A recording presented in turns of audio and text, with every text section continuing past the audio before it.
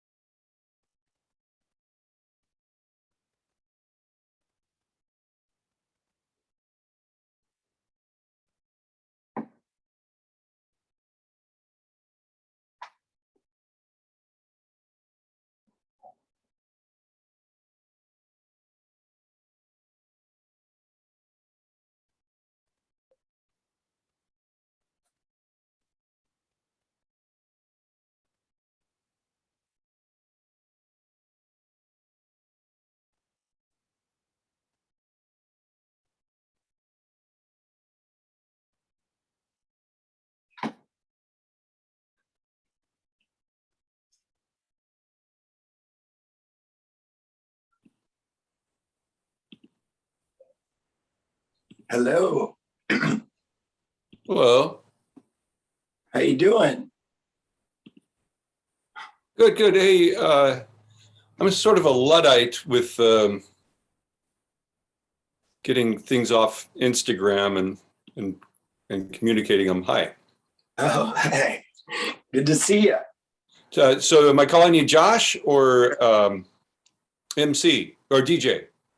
MC is good with me, but whatever you prefer is fine. And what would you like me to call you, Jeffrey or Jeff? Or Sure. Mr. Whatever you want. Okay. Well, Professionally, it's Jeffrey.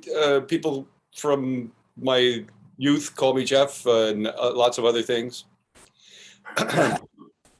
You all right? You sound a little hoarse. Well, I was on, I do live shows on Bourbon Street at my club. And I do that like 5 nights a week. So wow. In New Orleans? Yep, New Orleans, yep. So I've had a rough few days, but I'm okay. I'm pulling through. You want to do this at a better time for you when you're more rested? No. I'm good. It'll come back. I just haven't spoken today at all, but it'll fix. You got to do your warm-ups, babe. You got to blah, blah, blah, blah, blah, yeah. All that stuff. Bumblebee. Red leather, yellow leather. Well, big blood, blue blood. Well, we're just gonna hit the ground running but so I'm just gonna say, hey, how you doing? And then pretend like we've never said anything until this point. Okay. And I'm calling you Josh or DJ. MC is good. Like, I'm sorry, I keep calling you DJ. I'll probably do it again. No, MC. Okay. Hello, Mr. Jeffrey. How you doing? I'm good. I'll see you later. No. Did you miss me? Yeah, I did. I didn't get you today. I'm doing okay. It's a kind of a dreary, wintry day, which is good. You know, it's good to have those kind of days to break up the bright, beautiful days, like we're having so many in this pandemic. I like the cold because in New Orleans we get like 3 cold days a year, so I get to wear all my hoodies and stuff. But so normally we start off by asking, what is your favorite movie that you are not in, like of all time? Oh, wow. Oh, great. Yeah. Next question. No, my favorite movie that I'm not in, that I was up for. No, let's see. Gosh, of all time, there's so many. I like Yeah, most of the Thin Man movies. I like the classics.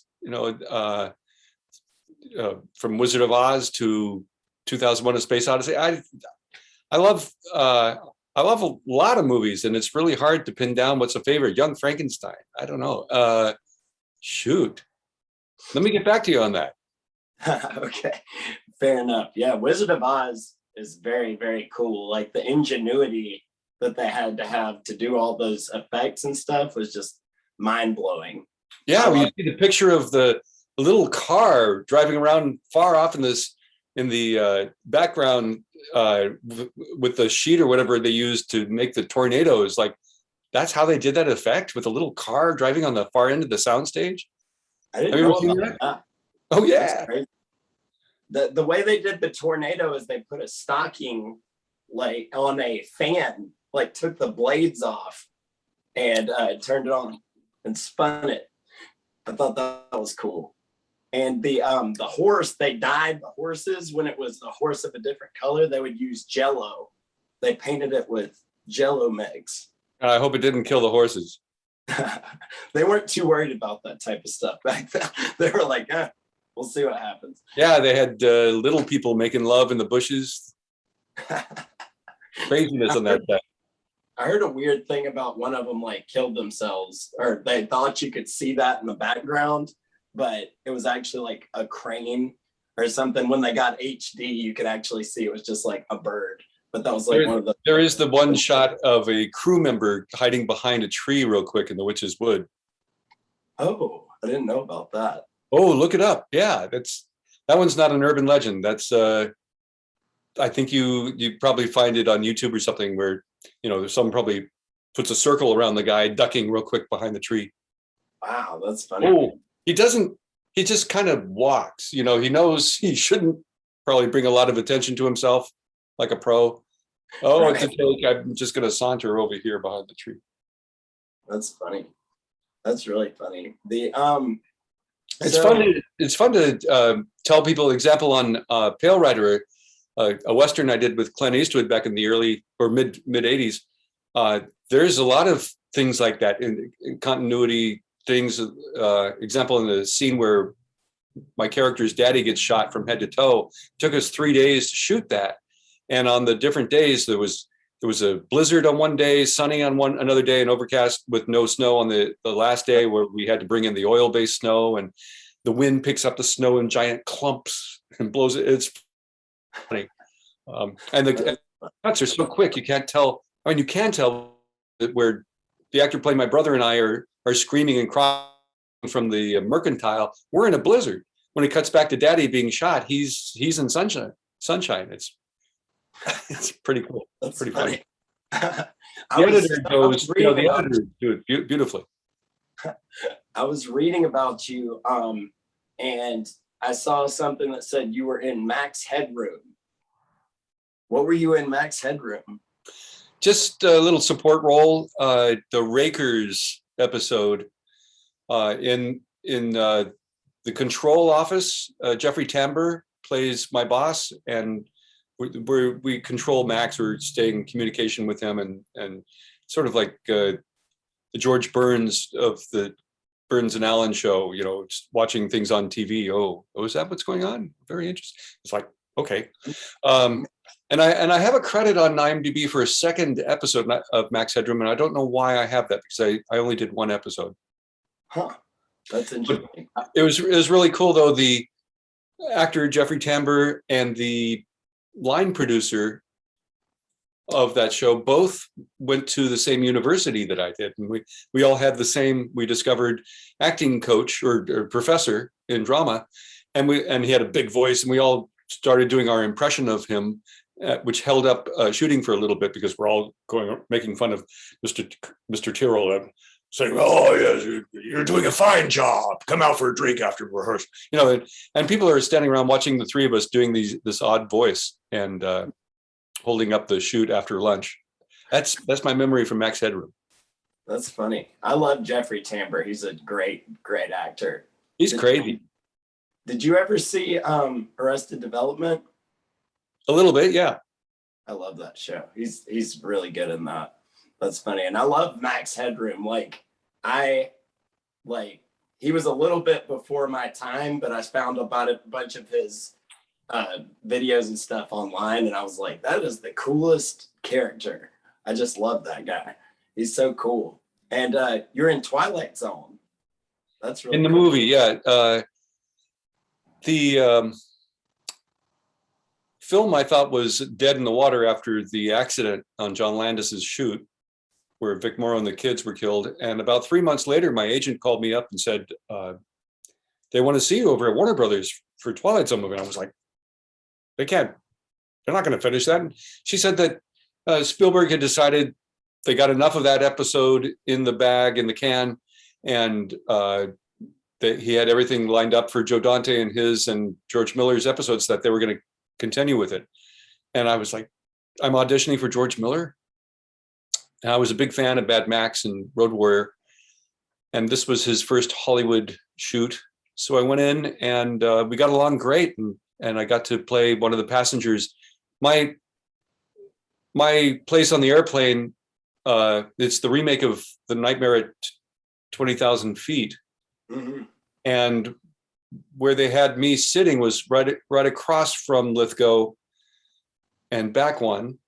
And so a lot of the time the camera and crew needed to be where I was sitting. So I'd go hang out in the back of the airplane fuselage. And I remember hanging with a guy named Spaz Attack. He had a big giant red mohawk. He ended up being a pretty popular choreographer for Tony Basil, I think, and others. But he was raving. He was kind of excited because he had just finished shooting a fight scene with Harrison Ford on a film yet to come out called Blade Runner at the time. Ooh. And I remember going to look for Spaz all through Blade Runner, and his fight got cut. But then another extra who was in the back there, Jack Burrell, is Milton Berle's brother. I love getting these, stories from shoots that I'm on, projects I'm on. And Jack told me that his brother Milton got kidnapped by Al Capone. Wow. He was coming to Chicago. Capone wanted Milton to play his club, and Milton said, "No, I got this other engagement, another club." And Capone's guys kidnapped him at gunpoint at the airport when he showed up in Chicago. How they knew he was arriving? Well, probably staked him out.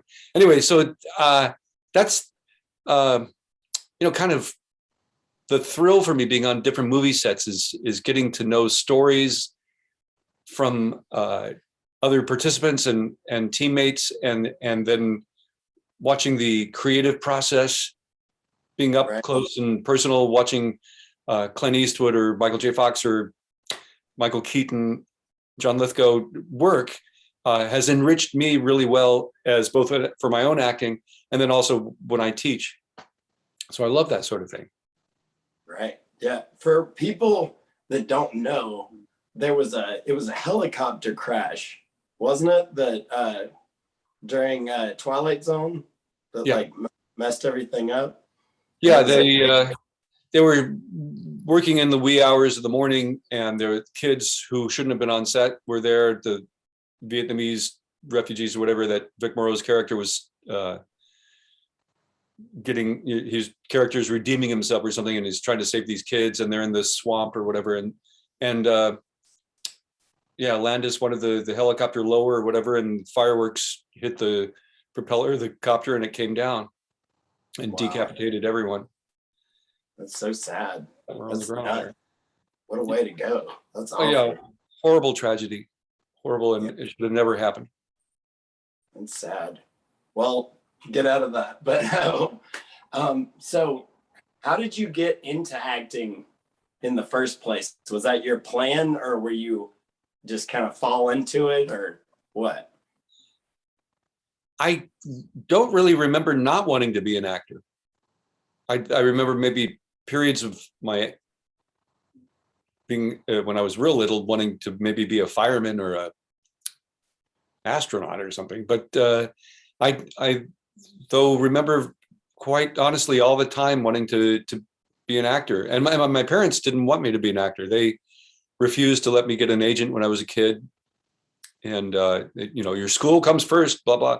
And they knew a lot of people in the industry, and they saw what a hard life it was, and it was kind of frustrating for me. But I did shows in school, and then community theater. They let me do that, and other projects, films with my buddies, and then out of high school, I, you know, they weren't going to tell me what to do, so started getting my foot on some sets by doing bits and large crowd scenes in films like The Rose and FM, I Want to Hold Your Hand, and got brainwashed by Alice Cooper in Sgt. Pepper's Lonely Hearts Club Band.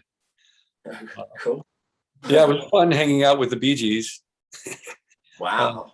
Yeah, you know, I'm 18 years old at 7:30 in the morning, and I'm just like, is that pot? I smell pot on the set at 7:30 in the morning. And I follow my nose, takes me over to Barry Gibb. I said, you're smoking pot at 7:30? So I did that back in junior high. What's the matter? And he said, sure, here, you want some? I went, sure. And there's tobacco in this. He goes, yeah, that's how we like it over in the UK. I was like, okay. And then Robin Gibb comes over and congratulates, or no, it says, you know, our record, what was it, Children of the World, News of the World, whatever it was, had just reached #1 on the Billboard charts. And so I was the first to congratulate them both. And, you know, nice memories. That's very neat. That's so cool. So Back to the Future 2 is my favorite movie ever. And I'm actually an actor. And that is the movie that made me want to be an actor. When I was a little kid, I saw that and I was like, you can't do anything funner than be in a movie like this. This seems so fun, so cool. And that's actually wild ride. It is a fun, wild ride. I remember the first time I saw it, I was in New York to ride in the Macy's parade. So I remember Elizabeth Shue and I both were in New York, so we got to go see it in theaters there. And I was confused. The pace was so quick and things were happening right and left so fast. I was like, wow, this is really frenetic. I was excited though. It was the first time I got to see my name on a shared title card, just my name, you know, at the front of the film. I had a shared title card on Pale Rider. Wow. What a movie. So that was kind of thrilling. And though it was awkward for me, that whole situation there, because they were trying to keep me a secret. Mm-hmm. Because of the use of Crispin's likeness in my makeups, which I didn't know they didn't have the rights to. It was kind of frustrating for me to not be privy to their machinations. But I see how they were also cornered by him holding them kind of ransom, you know. It was a kind of a screwed up situation. So I didn't really benefit like I think I should have back then when the film came out. I wasn't, every time I tried to promote myself or whatever, the gigs would mysteriously dissolve and disappear. Little did I know people were pulling the strings back at Universal. So it was kind of screwed up. But I have since been, you know, discovered by the fans.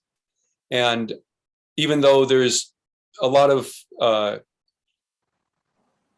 don't want to say OCD, but a lot of Crispin fans who hate my guts or whatever, you know, I usually tell them, you know, I worked with Crispin in '83 before he got the first film and thought he was a wonderful actor and got his number and tried to stay in touch. And when I learned he wasn't coming back, I thought he had another film that he couldn't get out of his contract or schedule or what have you. And it probably broke his heart. but I called him up and said, I'll do a great job, and I can't imagine how they're going to do it without him, but they did, and it was a thrill for me to work on the project. It was really great, rubbing elbows, working with Tom Wilson and Leah and Mike, and it just was a very exciting set to be on. I bet.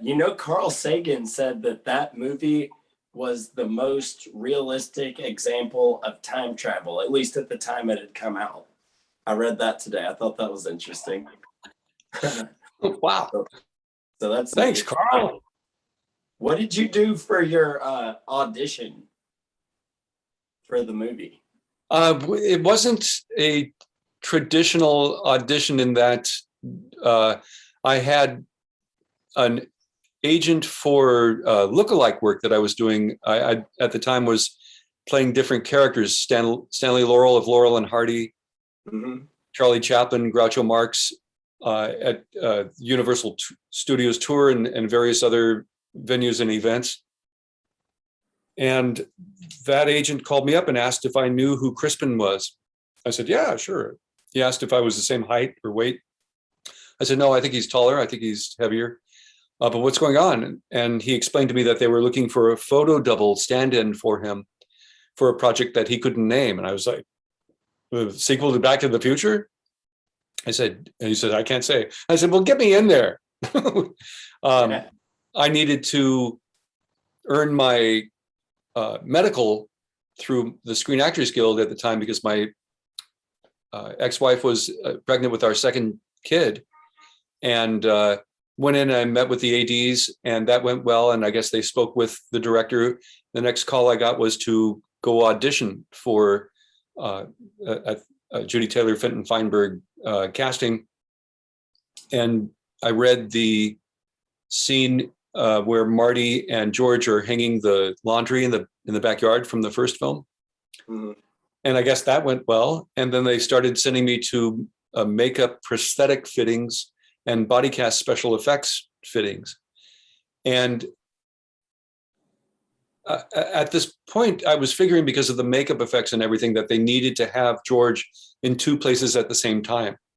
Mm-hmm. That's what was going on in my mind. No one really was telling me anything about Crispin not returning until it was kind of in the 11th hour. I knew that I had a screen test in the young George makeup where Zemeckis turned to Dean Cundy, the cinematographer, and said, what do you think, Dean? And Dean said, I think we got Crispin without the trouble. At that point, a red light went off and I was like, what does that mean? You got Crispin without the trouble. Is Crispin not coming back? And sure enough, my makeup designer, Ken Chase, told me that Crispin was out and that I was going to be George. And I was like, that's impossible. And I tried to prep my agents for that information. And they said, yeah, let's let them call. And sure enough, at the 11th hour on a Friday night at 6 p.m., the casting called my agent and offered me the role. And it was like the last minute kind of thing where they're being cornered into accepting an offer for me. And then Monday morning, having to be on set, ready to go. And so for every call that I needed to be, say, ready by 8:30 or 9 o'clock in the morning, I'd have to be in the makeup chair by 4 a.m. Ooh. Because it took 4 hours to apply the makeups and wig, and another hour at the end of the shoot day to take it off.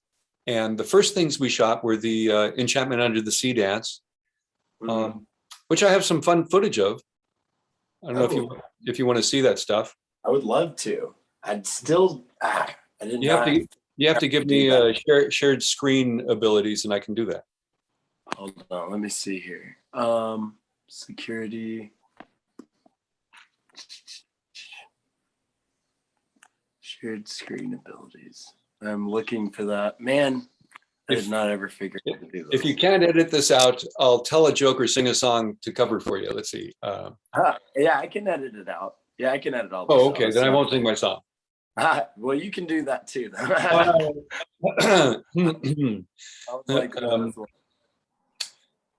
The guy who wrote this song was deaf. He couldn't hear a note. This is the verse. This is the verse. but he knew all the rules he did, and that is why he wrote the first.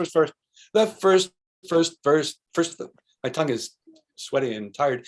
The bird who wrote the words was as crazy as a loon. There's nothing to the song but the tune. And this is the chorus of the song. This is the chorus you're hearing now. You make up the words as you go along, because no one pays attention anyhow. Tra-la-la, dum-de-dum. If you want to, you can whistle it or hum. When you're singing this song to your friends, remember this is where the chorus ends. Yay. Okay, so I think This is the chorus once again. Tra-la-la-la with sealing wax. A rooster is different from a hen. Have you ever sharpened pencils with an axe? Sweet Adeline, you're the kind of a girl that men forget. Here's the part everybody recommends, because it comes just where the chorus ends. I like that song.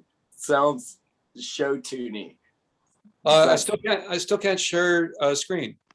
Well, what you do, I believe, is you go to it says you need to do it on your end to allow me to. So you go under your settings and you'll see it.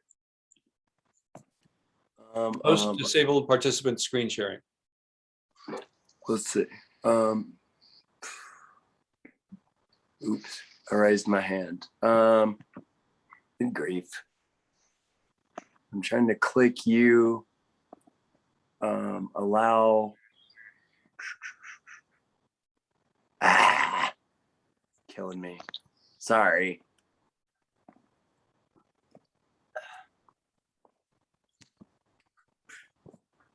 Well, I could just, if you could send me a little clip of it, I can just edit it in. If I can't figure this out, which I don't know. Here's, okay. It's not giving me the option to allow anything. I don't see any options.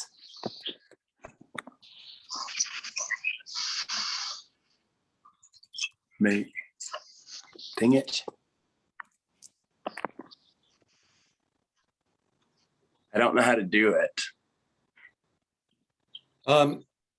Within the Zoom meeting, click the arrow next to share screen for participants. Let's see.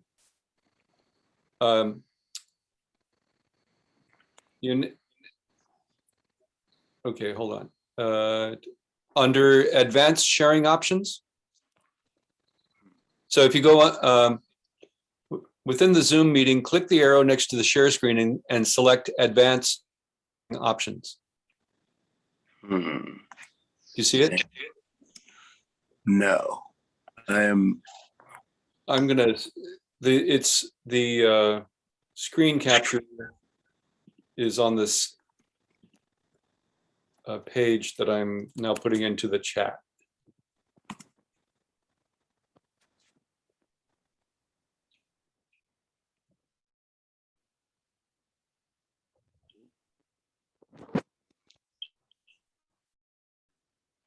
Well, that just kicked me out. Let's see here. I see that. But when I click it, it just goes to a different page. Like it takes me out of the, well, I don't know. So that's the, I can't see the same menu because I'm not the host, but if we're able to open that page on Yes. the chat, in the chat. Yes. So you'll see on that page, there are pictures with the instructions. Oh, okay. Hold on. It's going to kick me off when I look at it. Not to worry. Hold on 1 second. I've never done this, obviously, as you can probably tell. Screen.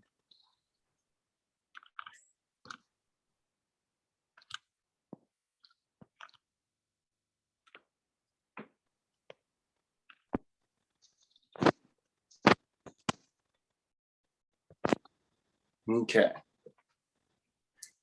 Screen sharing.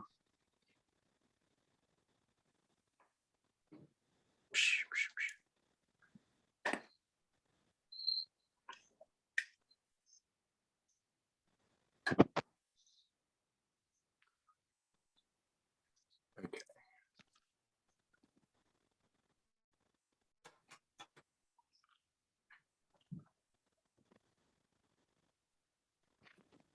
I think it's not working because I shoot this part of it through my phone. So it's not giving me the, because I've noticed that when I run it off the computer, it drags sometimes. So this supplements the Wi-Fi with data to make sure that it goes all the way, like that it's clean, comes through. But so it's not giving me that option. I think that's what the problem is. But I could just edit. I wish we could look at it though. I hate that. Yeah, why don't you figure it out and we'll reschedule or something. Okay. That would be fine. But that makes me sad. Well, could we, since we've gotten this far, could we do that continuing and then just finish the interview part of it, and then I can edit this back in? Would that be okay? Yeah. Okay. Thank you. So you got the part, you're shooting. What was your experience like shooting on the movie? It was a lot of hard work. It was exciting.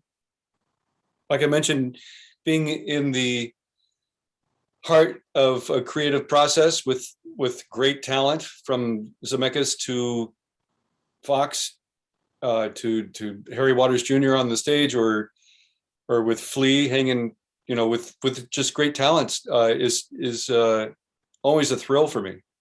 And I love both the technical behind the set. We had this Panavision camera run by this program, early computer program, 1988, designed by a guy named Tondro, that actually spliced the film inside the camera. So Michael played the 3 different roles for dinner, for pizza, which was at the time pretty cutting edge. Because of the nature of the design, we had to choreograph, block everything very precisely and never deter from those precise movements once they were marked. And it was pretty fascinating, very, very fun to see the cutting edge technology for the special effects, to be with such top-notch crew and effects guys from ILM. Really, across the board, everyone worked very hard, everyone very nice. Lots of really wonderful people on the makeup team. Mike Mills, who was, I guess, my main handler with Nancy Vasta. Mike was the foreman on Beetlejuice, and legends like Marvin Westmore from the Westmore family, Kenny Myers, and Zoltan and his wife, who got the Academy Award for Mask, came in to help sometimes, and Sonny Berman of the Berman Brothers. Really fantastic artists, the designers from wigs to costumes. Joanna, who did our costumes, she won the Academy Award for Lincoln. Wow. Really wonderful, hardworking pros, and all very nice.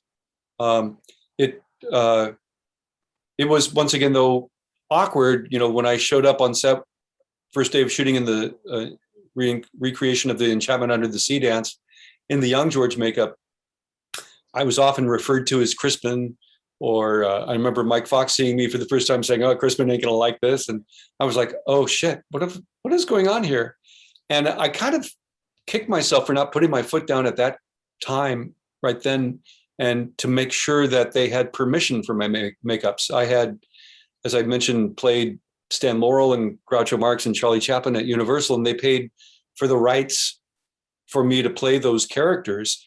And thus I figured Universal had covered securing the rights with Crispin, but after all that has come out in the last 30 plus years, Crispin wasn't going to give them the rights. Wow. So they were kind of stuck between a rock and the hard place. And then when it came out that he didn't get a fair shake out of it, and I was, friendly with him, I had no problem speaking with him and his lawyer. And I think with my photos and things, stories, that they were able to have that out of court settlement for $750,000 that he got. And why he still complains is kind of, I think, embarrassing for him. Yeah, I'm embarrassed for him. I think he should let it go. He got, I'm sure his agent took lawyer took half the money, but he got his settlement and was happy with it. Apparently not. And Bob Gale let it go either. So it's this butting of heads that should be long over, and they should come together, I think, for the fans or Michael's charity. I agree, because you don't see him in anything having to do with Back to the Future, and that's a shame. No, he will autograph from time to time posters or video boxes or ephemera. Yeah. It's interesting though, because you inadvertently became a huge part of cinematic law history by doing this, because that now in every movie it says, at the bottom of the screen, like the likenesses and such are owned by this company, stuff like that. So I thought that was very interesting, because I read about this case, and it's strange that had not been tackled before that point. You would have thought that they would have figured that out a long time ago. Yeah, well, with the advent of those capabilities, with trying to remember what commercial it was that they'd resurrected Fred Astaire, I think, or they would bring dead celebrities back to life to do product, either adverts or promotions, what have you. And often those estates were either owned by the families or had been sold. For example, Marilyn Monroe's estate and her likeness has been sold several times. Mm-hmm. And she still earns millions of dollars every year. You would think that those laws would have been actualized by the Screen Actors Guild to protect either the estates or the actors. So yeah, it's nice to have been a catalyst in creating a law that will hopefully remain in effect and protect those who don't have a lot of power to go after the big studios when they do stuff like this. And it has proven beneficial, having to recreate Carrie Fisher or other actors after they've died when they were hoped to have been in a film. It's great that their legacy continues. It's kind of bizarre, very strange to see a dead R&B star up there dancing in a hologram, or right. It's weird, but at the same time, if the family can benefit and make some money and the fans can thrill in this imaginary world, it's pretty fascinating. It's pretty wild. Yeah, it is wild and wonderful, baby. Yeah. So were you actually upside down in Back to the Future too, in the part where you're when your back is hurt? Yeah. Yeah, it's my action figure. That's cool. An Uber fan, Brad Fife, made this for me. My only action figure, really. This action figure doesn't really look like me or Crispin. Yeah, that doesn't look like anyone. That's the one I just bought. Oh, you did? Yeah, I bought that one, and I got the A Match Made in Space book. They have a hardcover, nice. And I got that too. I was looking and seeing what kind of cool merch. Get Crispin to sign your action figure, and then I'll sign it, and you'll be one of the 2 people in the world that'll have both of our signatures on. Yeah. So I only really last year heard the true story is of why George was hanging upside down. There's a lot of, I think, urban legend, maybe partial truth, in that they wanted to obscure the actor, that maybe it wasn't Crispin. But to kind of check that, I went back and looked at my Paradox script a few months ago, in fact, and there's about 7 or 8 rewrites of those scenes in the kitchen of 2015 for Pizza. Mm-hmm. In some versions, in one version, Marty's in the ortholev hanging upside down. They had apparently commissioned the design and the build of the ortholev to have Crispin in it. I believe the Bobs, they didn't know that Crispin wasn't coming back yet when they wrote it. So it wasn't to obscure the fact that it was a different actor. That, I think, has been manipulated over the years. But originally, Crispin would overshoot or undershoot his marks for camera. We all have marks laid during rehearsal for camera focus that we need to hit. Right. And Crispin wouldn't always hit them. So they said, well, if we have him on a track, we hang him upside down for some reason, we can stop him when we need to for camera. That's quite a long way to go for that. But yeah. I think so too. And also, I know during the shoot, I had one crew member come over and said, all this torture was meant for Crispin. I was like, great.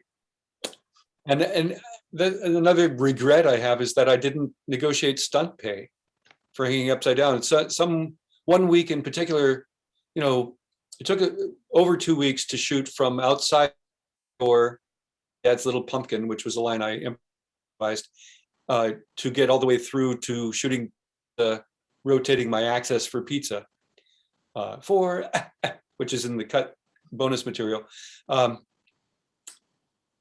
Some of those days, I remember one week I had a 19-hour, a 21-hour, and a 26-hour long day. Wow. And often less than 8 hours to get back into the makeup chair. Ooh, which is so a very rough. short turnaround. Yeah. That's crazy. How often were you upside down? Like, how long were you upside down for? If I was in the scene, the whole day, they didn't like getting me down. Zemeckis thought it took too much time, so we had the guys from ILM build a plank on a ladder, which I have in my slideshow that I'd show you if I could share my screen. We'll figure that out. Fix that. So they'd say, Jeffrey, do a sit up, and I'd do a sit up, and they'd slide the plank ladder under me, and I'd lie back, and everyone would go off for a quick coffee. I'd be on the set all alone, twiddling my thumbs. That's very dangerous to be upside down for a super long time. I actually read about now that. You tell me. That'll kill you. Yeah. Oh, great. I guess. I'm glad you made it, because if all the blood from your stomach goes into your head and all this kind of stuff. So yeah, I'm glad you made it through. I don't think convenience is a good reason to leave someone suspended upside down.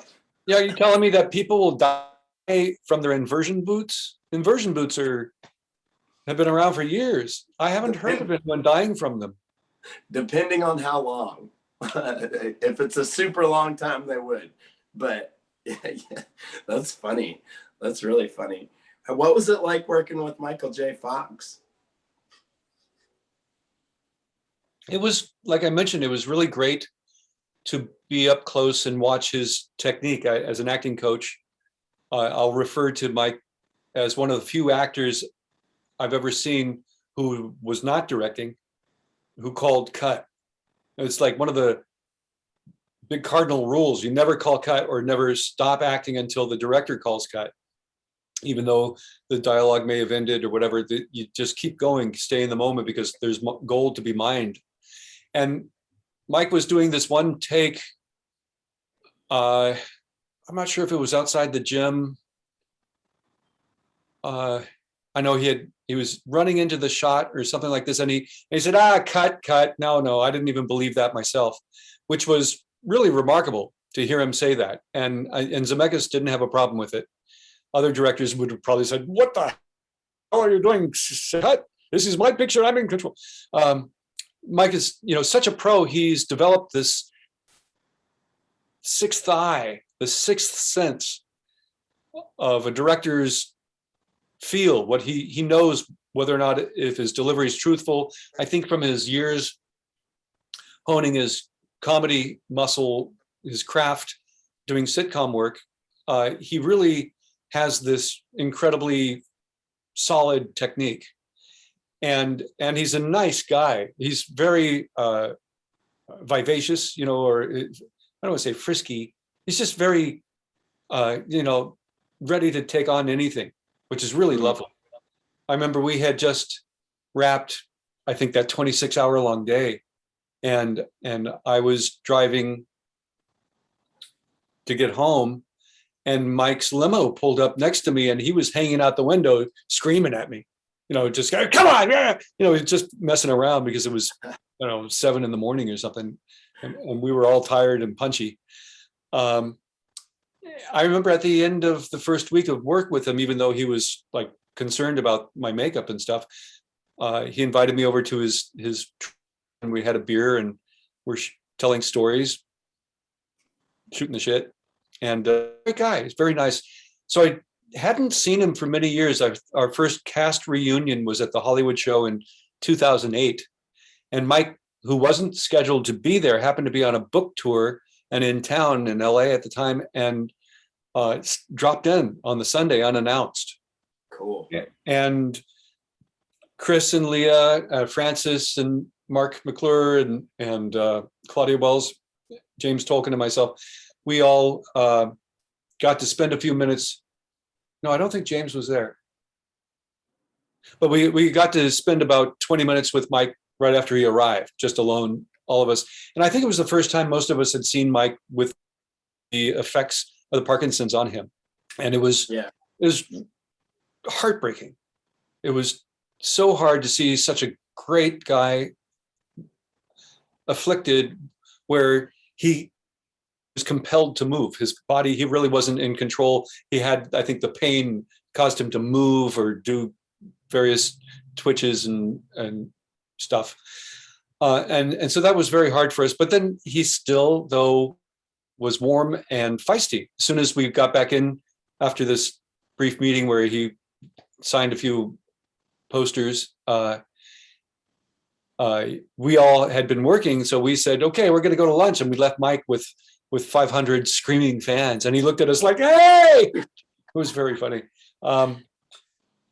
So he, even though the Parkinson's has, really dictated a lot in his life since his diagnosis on how he can live, he hasn't lost his big heart and big personality and his, generosity with his love of his fellow craftspeople, and what he's done, of course, with his foundation, upwards of $1 billion he's raised.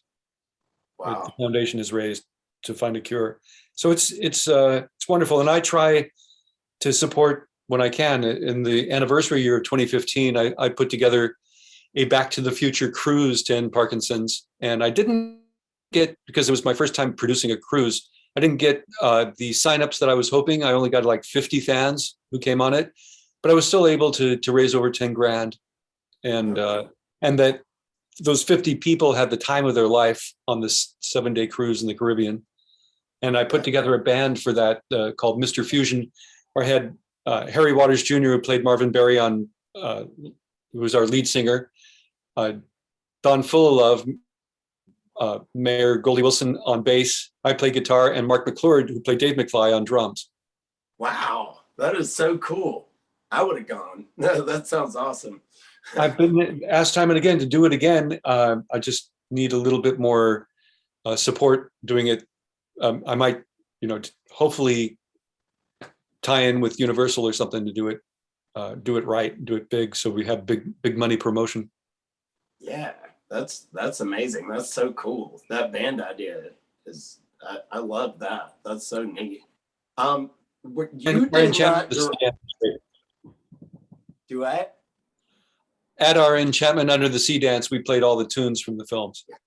That's so cool. I would faint. I love Back to the Future so much that when I met someone that was acting as Christopher Lloyd at Universal, I got nervous because I was like, hey, Nice. like I love that movie so much. And you did not have any direct scenes with Christopher Lloyd, did you? I did not. I have a nice snap of him when I went down to watch some of the hoverboard chase scene. I have. I wanted to meet him. I told Mike Mills, I'm such a big fan of Chris from Taxi and from Buckaroo Banzai. His work in general. So Mike said, just we're going to shoot next week. Hill Valley 2015 exteriors. Come on down to the set. So I came down at about 3 a.m. and hung out in the makeup trailer. And Chris came in about 3:30 or 4 o'clock, and Mike introduced us. And I told Chris what a big fan I was. He said, thank you. It's pretty good. He's very quiet. He's very quiet. And I stood there and, kind of stared and nodded for a few minutes. And I got, tongue-tied and intimidated. And I said, okay, see ya, have a great shoot. And went home, went to bed. So, of course, that was while we were shooting. Flash forward to about 2008 or 9, theater in Beverly Hills screened the trilogy of the Back to the Future films and had Claudia and Chris and I there as guests for Q&A. And Claudia didn't get there until later. She was at another screening. So they put Chris and I up in the projectionists booth for about 45 minutes. And it was in there that we finally had a nice chat. And he kind of opened up, and we've done Film and Comic Con and various other shows, DeLorean conventions, DeLorean owner conventions. And Chris has become a friend. I've learned that he likes exotic plants. So every time I see him, I try to either encourage him to let me bring him something. I give him a rare B-52 bomber Venus flytrap one year, and he was very, very thrilled to receive it because it's a rare one, a red Venus flytrap. Next time I saw him a year or so later in London, I said, "How's that B-52 bomber going?" He says, "I killed it. Oh no, I'm never home. I can't water it." So I was like,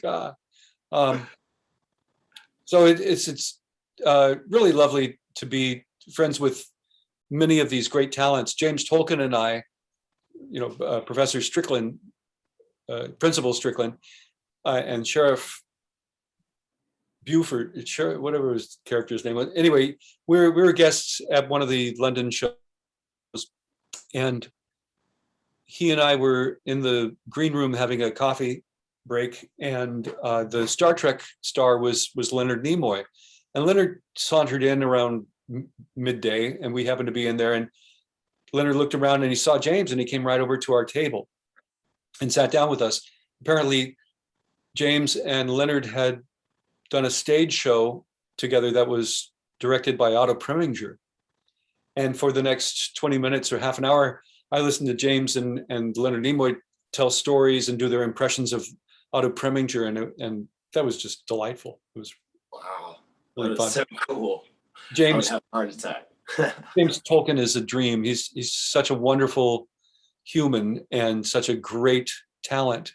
And the stories he's told of working with Sidney Lumet and various other wonderful shoots that he's been on is just delightful. I hope you get to meet him.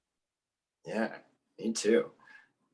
So you telling me all this stuff, like you've done a lot. You got to meet all these people. You're in my favorite movie and all these other cool things. Like, what kind of advice do you have? Like, I'm a relatively newer actor, and a lot of people that watch this are also actors. What type of advice do you have for people that are kind of new? Study with me. Oh, yeah. I teach virtually. I have a couple students that I'm currently coaching via Zoom. I'll record their monologues or scene work and then stop the meeting download it and then start the Zoom up again, and we'll watch it together, and I'll coach. I have a fantastic cold reading technique. I have exercises from everyone from Meisner to the Strasbergian relaxation technique to the repetition and fantasy charging to Michael Chekhov's character gestures work, some viewpoints. I try to throw bits of lots of different techniques so students get an idea of what works for them, so they can continue working in those techniques that they find are good for them. But the bottom line, whether you study with me or not, is just that, is you need to study. You need to hone your craft, because it is a craft. You're an artist. But unlike other arts, you're both the painter and the paintbrush. Mm-hmm. So your tool, your body, your voice, your mind, all has to be in tune and ready to work. And so you have to have a great warm-up. You have to know your craft. You have to know how to listen, how to layer a character onto you to mesh. You need to know truth. The camera can't lie.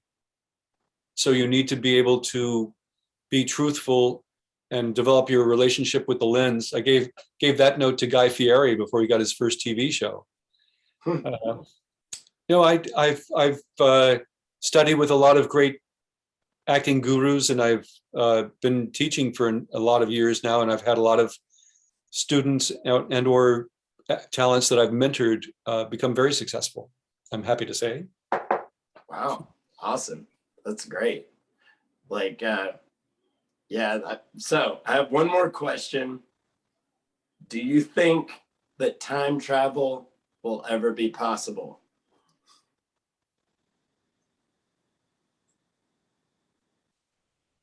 It's hard to say. I've heard concepts that all time exists simultaneously. And that because of dimensions and such, we're not aware of all time happening simultaneously, but we're in this one particular one. I don't know. There are billions and billions of, here I'm doing my Carl Sagan now, Good. stars and planets and possibilities out there. I imagine that in some ways, in some dimensions, there's time travel happening as we speak. I wrote a concept for a film that I call UFO, about a ship that was sort of saucer-like and spun using centrifugal force and magnets to spin so much, and that it uses that system to propel itself, and it goes so fast beyond what the guys in the right stuff going the speed of sound. This was going to go the speed of light. Once it did that, it transcended all time and appears in all time at the same time, and thus explains why you see UFOs. I love that. I love that kind of stuff. I think that's cool. You want to help me write the script? You're welcome. Let's do it. Don't write tell me that. Some parts. That's another thing that I would advise actors is write your own part. You know yourself best. If you can either work with a writer or write something yourself as a vehicle that you can produce. If with the advent of affordable equipment and so many filmmakers right and left, you can put together a production team and shoot your own short or feature even, because that's your best calling card if you wanted to break into Hollywood, is come in with your own product. That is so funny you said that, because at the beginning of the pandemic, I started making a feature-length movie 1 minute at a time every week. And I'm every character, and it's all shot on a green screen in my house. And now I've passed 85 minutes and I'm almost done with it. And I did everything, completely everything. Yeah, I would love to show you that sometime. Yeah, keep me in mind. It's called Popsicle World. I'm basically the character of myself, but we're going through different dimensions, and I meet all these creatures like goblins and magic toast and all this kind of stuff, but it's pretty crazy. Well, bring on the magic toast. You got it. But All thank right, you, sir. MC. Thank you very, very much for doing this. I really appreciate it. And it's amazing to get to talk to somebody from my favorite movie of all time. So thank you very much. Thanks for having me on, MC. And have fun in the new paradigm of, oh my God, what's the new one? Florana. After Omicron, Florana now is on the horizon. New Oh gosh. version of the plague. Yeah, everyone stay safe, stay compassionate. JeffreyWeissman.com. You can email me if you want a signed picture. I have some fantastic photos, or I have Pizza Hut foils. Ooh. Action figures. Yeah. And I can also be reached that way in case you want an acting lesson, or follow me on Twitter. It's at JEF Weissman, WEISSMAN. On Instagram, it's at Jeffrey J. Weissman. And on Facebook, my fan page is at Jeffrey Weissman Actor. Sweet. Wow. Well, thank you, buddy. I'm going to tag all that and make sure everybody can find it. But thank you, sir. I appreciate you. Sure. I'll see you in the future. Hey.